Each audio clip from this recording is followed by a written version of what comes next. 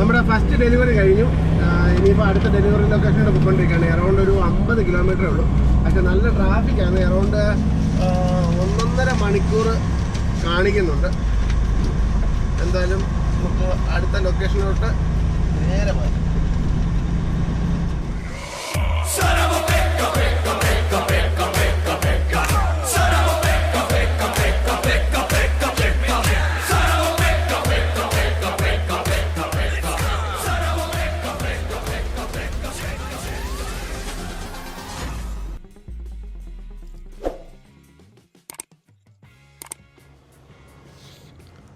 അപ്പം delivery location, first location വലിയ കുഴപ്പമൊന്നുമില്ലായിരുന്നു. അത്യാവശ്യം നല്ല ആൾക്കാരുമായിരുന്നു. 2 സ്കിഡേ ഉള്ളായിരുന്നു. അവർ പെട്ടെന്ന് തന്നെ ഇറക്കി തന്നു. അപ്പം നെക്സ്റ്റ് ഡെലിവറി ലൊക്കേഷനായിട്ട് പോവുകയാണ്. പക്ഷെ നല്ല ട്രാഫിക്കാണ്, രക്ഷാത്ത ട്രാഫിക്കാനാണ് കാണിക്കുന്നത്. ചെറിയ വഴിയുമാണ്. ഇപ്പം നമ്മളിപ്പോൾ ഹൈവേയിലോട്ട് കയറും. വാഷിങ്ടൺ 167 നോർത്തിലോട്ട് ഇപ്പം കയറും. അപ്പോൾ അവരെ ചെല്ലുന്നതിന് മുമ്പായിട്ട് അവരെ വിളിക്കണമെന്ന് പറഞ്ഞിട്ടുണ്ട്. നമുക്ക് ഇപ്പോൾ ഈ അങ്ങ് പോവാം. കറക്റ്റാണ്, മരം വെട്ടിക്ക്. ഇതെന്താ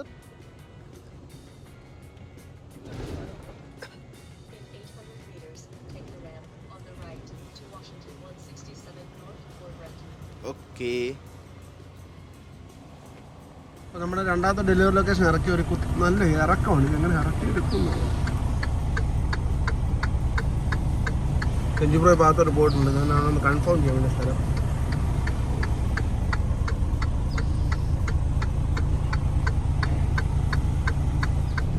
നമ്മളിപ്പോൾ ഒരു ഡെലിവറി ലൊക്കേഷൻ എത്തി. പക്ഷെ അവിടുത്തെ അഡ്രസ്സ് തെറ്റാണ്. അവർ മൂവ് ചെയ്ത് പോയി. അടുത്ത 2 കിലോമീറ്റർ അപ്പുറമായിട്ടാണ് പറഞ്ഞത്. പിന്നെ ഇപ്പം അങ്ങോട്ട് പോയിക്കൊണ്ടിരിക്കുകയാണ്. അപ്പുറം ഇപ്പുറം എല്ലാ വണ്ടികളും വർക്ക് ചെയ്തിട്ടുണ്ട്.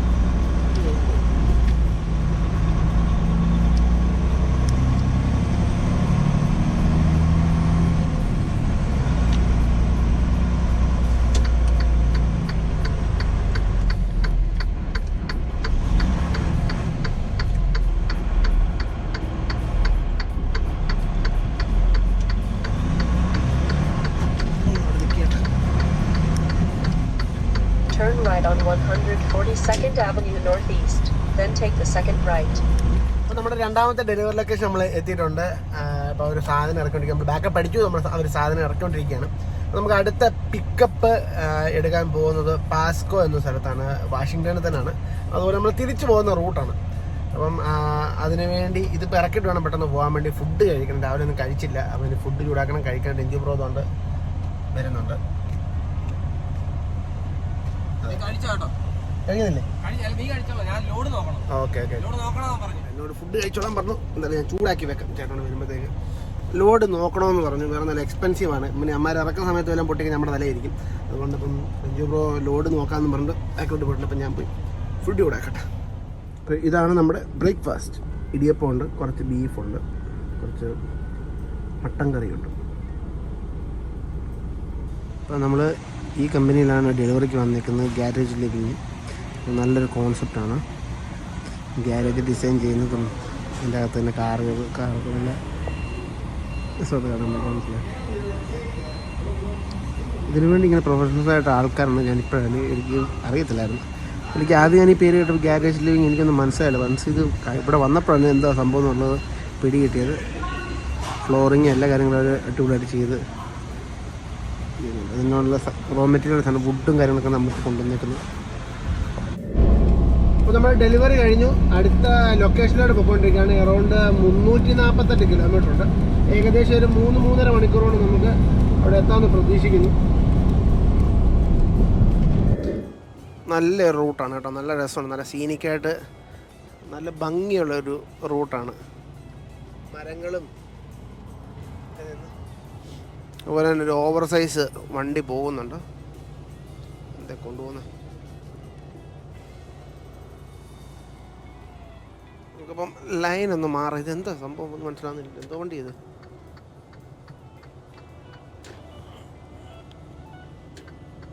ഓക്കെ, ക്യാറ്റിൻ്റെ ഏതോ വണ്ടിയാണ്. എന്തോ യൂസിന് ഉപയോഗിക്കുന്നതൊന്നും പിടിയില്ല. മനസ്സിലായില്ല എന്തോ സാധനം മനസ്സിലായില്ല. ഹൈ പോയിന്റ് വേ.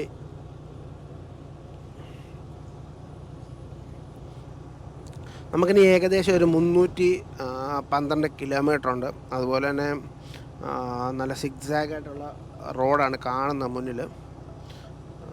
191 കിലോമീറ്റർ കഴിഞ്ഞിട്ടേ ഉള്ളൂ ഇനി ഒരു എക്സിറ്റ്. അപ്പോൾ അതുകൊണ്ട് തന്നെ ഈ റൂട്ട് തന്നെയാണ് പോകുന്നത്. നമുക്ക് വൈകുന്നേരം ഒരു 5 മണിക്ക് മുമ്പ് പിക്കപ്പ് എടുക്കണം എന്ന് പറഞ്ഞാൽ അത് 5 മണിക്ക് ക്ലോസ് ആവും, അല്ലെങ്കിൽ ഇന്നും പണി കിട്ടും. അപ്പം നമുക്ക് ഓണിയൻസാണ്, യെല്ലോ ഓണിയൻസാണ് പിക്കപ്പ് ഉള്ളത്. സാധനം എടുക്കുക, നേരെ കാനഡയ്ക്ക് പോവുക. അപ്പം ലേറ്റ് ആകാതെ മാക്സിമം നേരത്തെ തന്നെ ചെല്ലാൻ വേണ്ടി ശ്രമിക്കുന്നുണ്ട്. നമുക്ക് പാടാണ്, അല്ലെങ്കിൽ ഇപ്പോൾ 12 മണിയായി, ഇനിയൊരു 3 മണിക്കൂർ മതി മാക്സിമം, 3-3.5 മണിക്കൂർ മതി. പക്ഷെ വല്ല ട്രാഫിക്കോ ബ്ലോക്കോ എല്ലാം കിട്ടിക്കഴിഞ്ഞാൽ പണി പാളും. അപ്പം വലിയ ബ്രേക്കും എത്രയും പെട്ടെന്ന് നമുക്ക് നമ്മുടെ പിക്കപ്പ് ലൊക്കേഷനിലേക്ക് പോയേക്കാം. ഞാൻ നേരത്തെ പറഞ്ഞ പോലെ തന്നെ നമ്മൾ തിരിച്ചു പോകുന്ന റൂട്ടാണ്. അപ്പോൾ I-90 തന്നെയാണ് ഇപ്പോഴും നമ്മൾ ട്രാവൽ ചെയ്യുന്നത്. സുബ്രുവിൻ്റെ ഒരു WRX പോകുന്നുണ്ടോ, പഴയ മോഡൽ.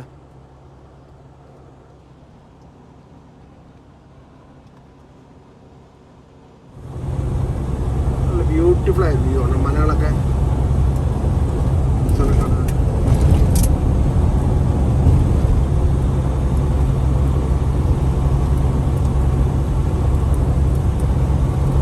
ഇലകളുടെയൊക്കെ കളർ കാണും. ഇത് സ്പ്രിംഗ് സീസണിലും നല്ല രസമാണ്. അതുപോലെ തന്നെ ഫോൾ സീസൺ ആകുമ്പോഴത്തേക്ക് വേറൊരു കളറാണ്. അടിപൊളിയാണ്.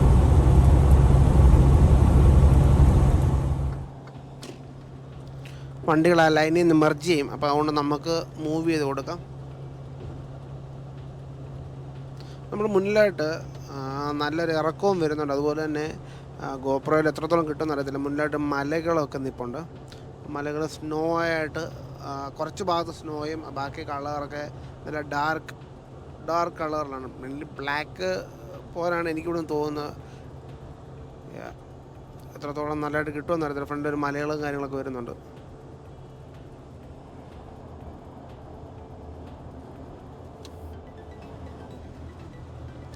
ഇറക്കമുണ്ട്. ഇപ്പോൾ ഈ എൻജിൻ ബ്രേക്ക് ഇടണം, അപ്പോഴത്തേക്ക് വണ്ടി ലൗഡാവും കുറച്ചുകൂടെ.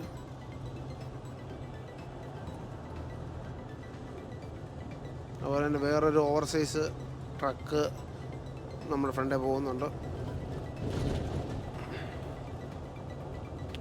ടാക്കോമോ TRD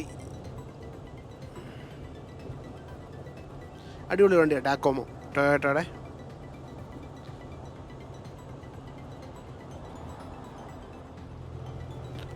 നല്ലൊരു ഇറക്കമാണ്. വണ്ടി അങ്ങ് റോൾ ചെയ്യും. പക്ഷെ വലിയ ഡേഞ്ചറസ് ആയിട്ടാണ് തോന്നുന്നില്ല. മീൻസ് സമ്മർ ടൈം ആണ്, വലിയ കുഴപ്പമില്ല. പക്ഷെ നല്ല സ്മൂത്തായിട്ട് ഇറങ്ങി പോകുന്നുണ്ട്.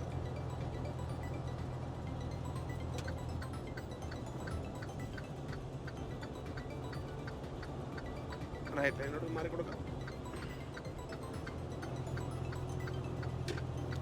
ഇപ്പോൾ എൻജിൻ ബ്രേക്കൊക്കെ ഒന്ന് ഇട്ട് കഴിഞ്ഞാൽ വണ്ടി സ്മൂത്തായിട്ട് അങ്ങ് ഇറങ്ങിക്കോളും.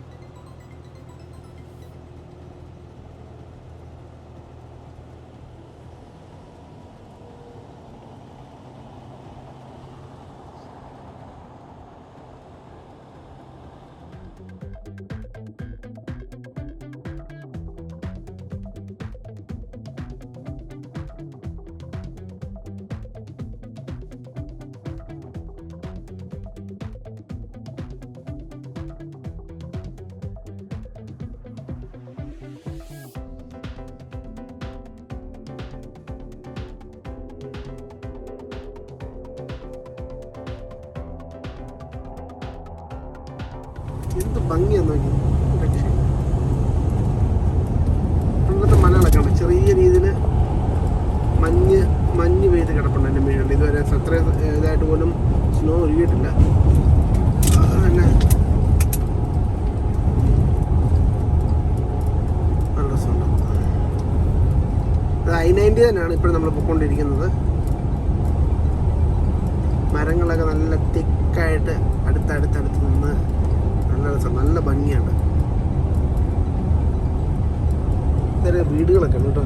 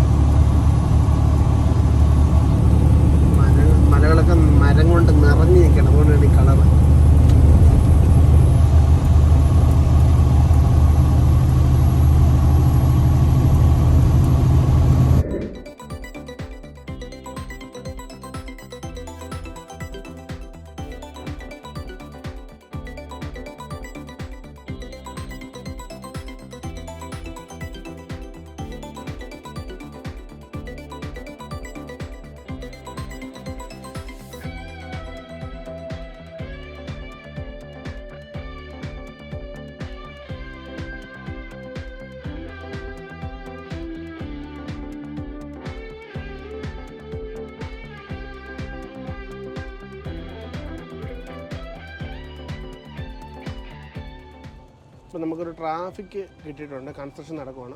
നമ്മളോട് ഫ്രണ്ടിൽ സിംഗിൾ ലൈനിലോട്ട് മാറുവാണ്.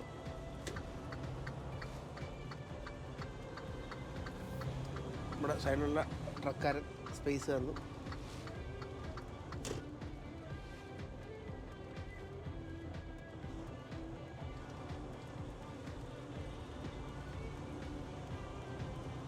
റോഡ് അടിപൊളി കേട്ടോ, ഭയങ്കര ബ്യൂട്ടിഫുൾ. എനിക്ക് ഭയങ്കര ഇഷ്ടപ്പെട്ടു.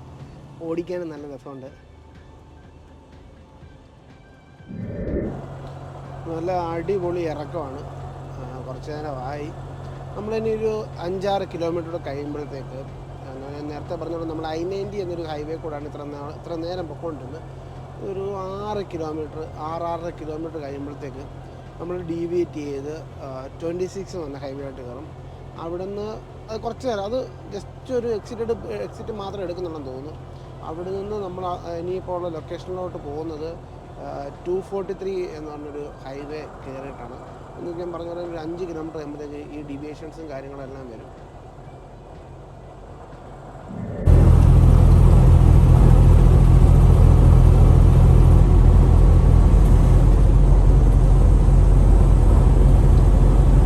സമയമില്ല, എല്ലാം നിർത്തി പോകാറുണ്ട്.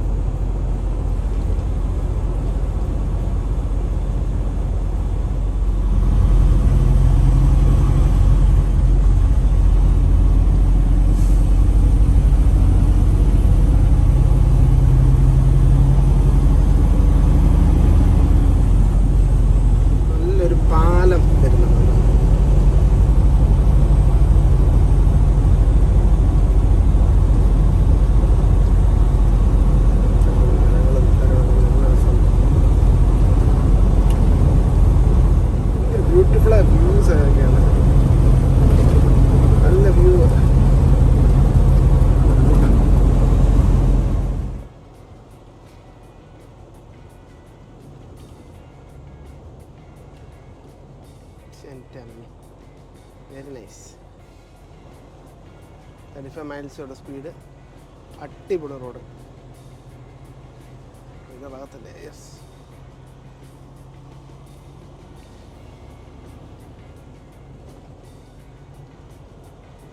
മെറ്റാവ, പോർട്ട് ഓഫ് മെറ്റാവ.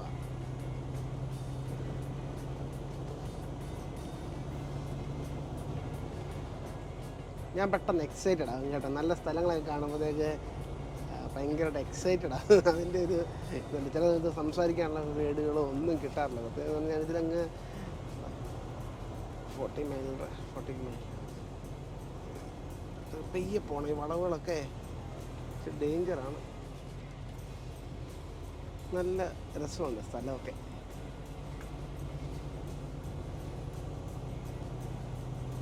ഇനിയും വരണം. വാഷിങ്ടൺ ട്രിപ്പ് എനിക്ക് ഇഷ്ടപ്പെട്ടു. റൂട്ട് കൊള്ളാം. ഇടയ്ക്ക് റിമ്പിൾ സ്ട്രിപ്പാണ്. അത് റോഡിൻ്റെ നടുക്കുള്ളതാണ്. നമ്മുടെ ലൈന് അപ്പുറത്തോട്ട് വിട്ടുന്നതിന് മുമ്പായിട്ട് നമുക്കൊരു വാണിംഗ് പോലെ കിട്ടുന്നതാണ്. ഇച്ചിരി ചില സമയത്ത് ഇച്ചിരി വീശി എടുക്കേണ്ടി വരും. അപ്പോൾ അതുകൊണ്ടാണ് അങ്ങനെ.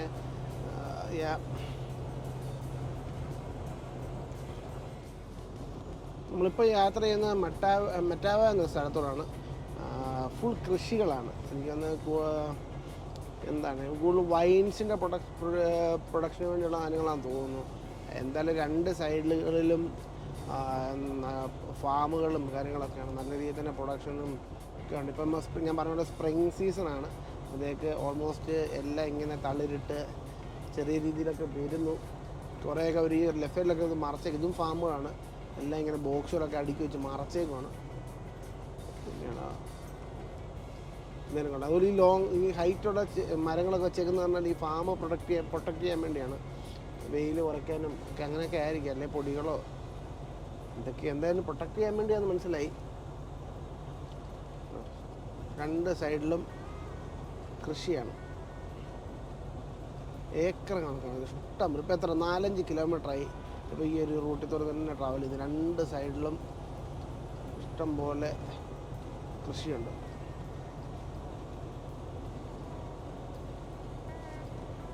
അതുപോലെ ആപ്പിളാണ്. ഞാൻ ഒരിടത്ത് ചെറിയ നമ്പർ ബോർഡ് കണ്ടു, പക്ഷേ ഇത് ഈ ആപ്പിളിൻ്റെ മരമാണോ എന്നും അറിയത്തില്ല.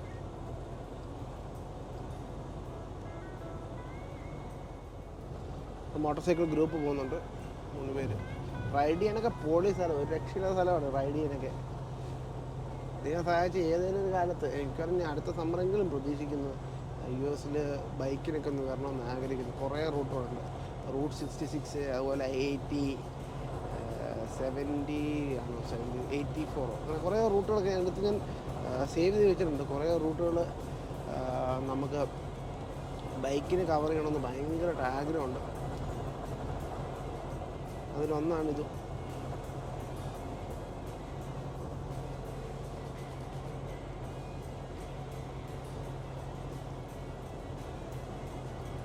ഫിഷിംഗ് ക്യാമ്പുകളും കാര്യങ്ങളൊക്കെ ഉണ്ട്. സൈഡിലിപ്പം റൈറ്റ് സൈഡിൽ കുറച്ച് അങ്ങോട്ട് നോക്കാൻ കാണത്തില്ല, ഫോൺ വീഡിയോക്കകത്ത് കാണാൻ പറ്റുമെന്ന് അറിയത്തില്ല.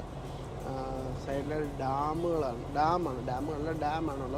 അതുകൊണ്ട് വെള്ളത്തിന് ഒരു ക്ഷാമമൊന്നും വരാൻ ചാൻസ് കുറവാണ് കമ്പാരിറ്റീവ്ലി ഇത്രയും കൃഷികൾക്കൊക്കെ ചെയ്യാൻ വേണ്ടിയുള്ളത്.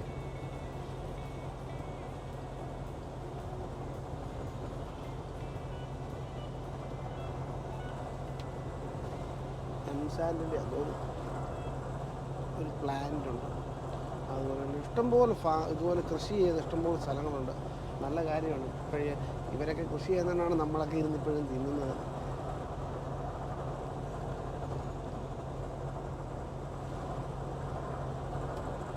ഇത് മൊത്തത്തിൽ മറച്ചുകൊണ്ടുള്ളൊരു അതിൽ തന്നെ മറച്ച് പൊടികളും കാര്യങ്ങളൊക്കെ വരാതിരിക്കുന്നതായിരിക്കും.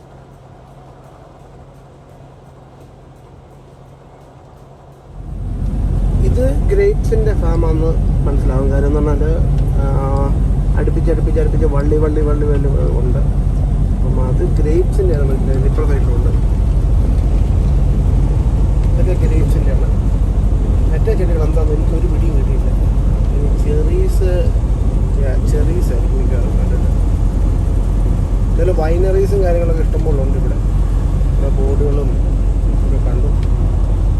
അതുപോലെ തന്നെ നല്ല മലകളൊക്കെ ഉണ്ട് ചുറ്റും.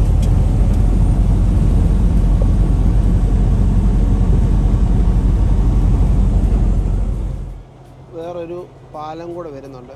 ഈ ഗ്ലാസ് എത്ര ക്ലീൻ ചെയ്താലും ഇങ്ങനെ ബഗ്ഗടിച്ച് ഇങ്ങനെ നിൽക്കത്തുള്ളൂ.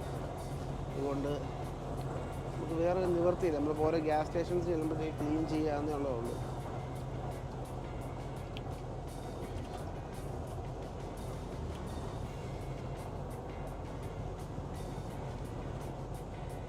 യക്കീമൊക്കെ പോകുന്ന ഈ റൂട്ട് തന്നെയാണ് തോന്നുന്നത്. 24 വെസ്റ്റ്. എന്താണ് പാലം ഇങ്ങനെ സ്ട്രക്ചറിൽ പണിയുന്നത് നോക്കുന്നത്? കുറേ പാലങ്ങൾ കണ്ടു ഇങ്ങനെ മേലിൽ കൂടെ. ഇതെല്ലാം ടെക്കില്ലേറോ എന്താ ഉദ്ദേശിക്കുന്നത് അറിയത്തില്ല. എന്ത് കൊളംബിയ റിവർ. അപ്പോൾ ഇവിടെ കൊളംബിയ റിവർ കണ്ടു. ഞാനത് നോക്കി, കൊളംബിയ റിവർ കണ്ടു. ഇടയ്ക്ക് ഡാം കാണിക്കുന്നുണ്ട്. ഇപ്പം ഈ റിവറിലെ വെള്ളം ആയിരിക്കും ഡാമിൽ ചെന്ന് നിൽക്കുന്നത്. ഇടയ്ക്ക് പേരുകൾ മാറുന്നുണ്ട് ഓരോ സ്ഥലത്ത് ചെല്ലുമ്പോഴത്തേക്കും. എന്തായാലും അത് ഇതറിയാം. ഇനി ഒരു ഏകദേശം ഒരു 73 കിലോമീറ്ററുണ്ട് നമ്മുടെ പിക്കപ്പ് ലൊക്കേഷനിലേക്ക്. ഓസ്ട്രേലിയാണ്, പക്ഷേ ട്രക്കിനില്ല എന്നു തോന്നുന്നു.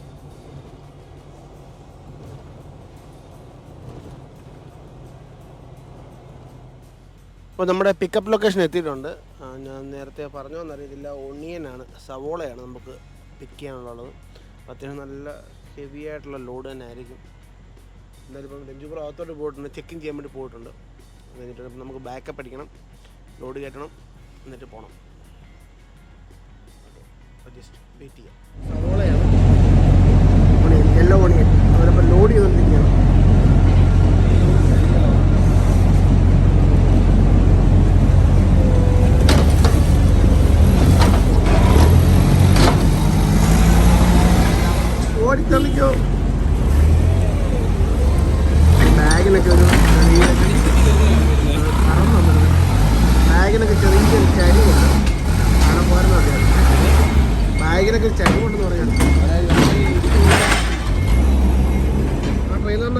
മൊത്തം ഓണിയൻസ് ആണ്. റെഡും ഉണ്ട് വൈറ്റും ഉണ്ട്. ഞാൻ ഇങ്ങോട്ട് അധികം വീഡിയോ എടുക്കുന്നില്ല. അപ്പം ഇത് പ്രോസസ്സ് ചെയ്ത് ഓണിയൻ പ്രോസസ്സ് ചെയ്തിട്ട് ഇവിടെ നിന്ന് തന്നെയാണ് ലോഡ് ചെയ്ത് കൊണ്ടുപോകുന്നത്. വലിയൊരു പ്ലാന്റാണ് കേട്ടോ. ഇതിനകത്ത് സവോളയും ഇതിനകത്ത് വാഷ് ചെയ്യുന്ന എല്ലാ സംഭവങ്ങളെല്ലാം ഉണ്ട്.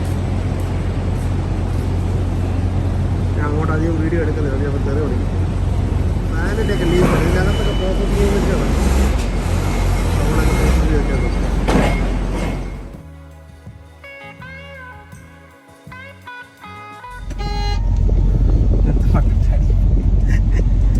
അതാണ് ട്രക്കിൻ്റെ സിറ്റി ഹോൺ.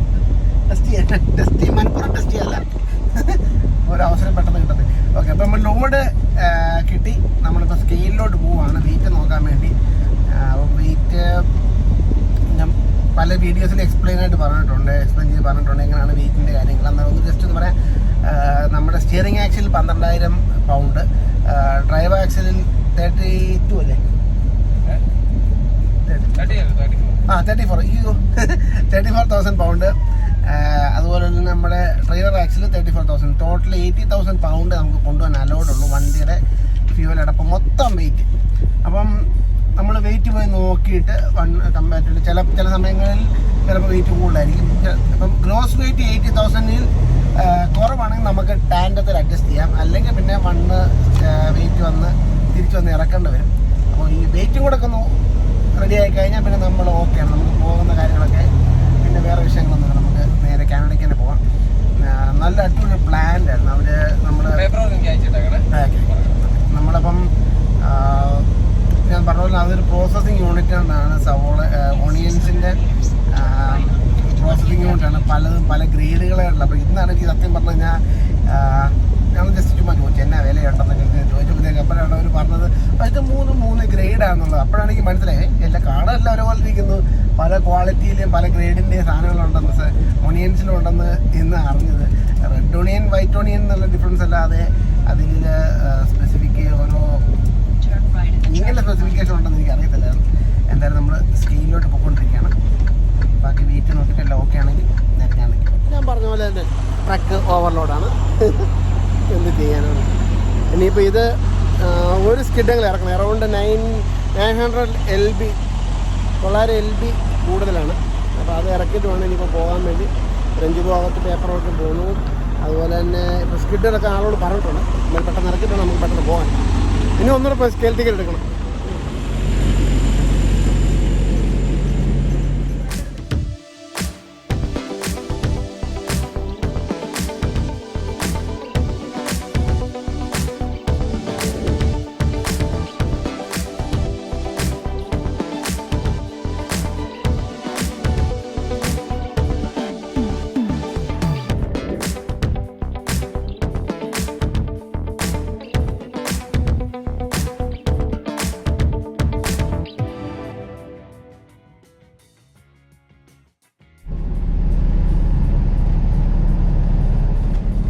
അപ്പോൾ നമ്മളെ വാഷിംഗ്ടൺ ട്രിപ്പിൻ്റെ ലാസ്റ്റ് വീഡിയോ ആണ്. നമ്മുടെ 5 ദിവസത്തെ യാത്ര ഇവിടെ അവസാനിക്കുകയാണ്. ഓൾമോസ്റ്റ് ബോർഡർ എടുക്കാറായി. നല്ല ശക്തമായ മഴയാണ്. നമ്മുടെ വീഡിയോ ഇവിടെ അവസാനിപ്പിക്കുകയാണ്. അടുത്തൊരു വീഡിയോ ആയിട്ട് ഉടനെ കാണാം.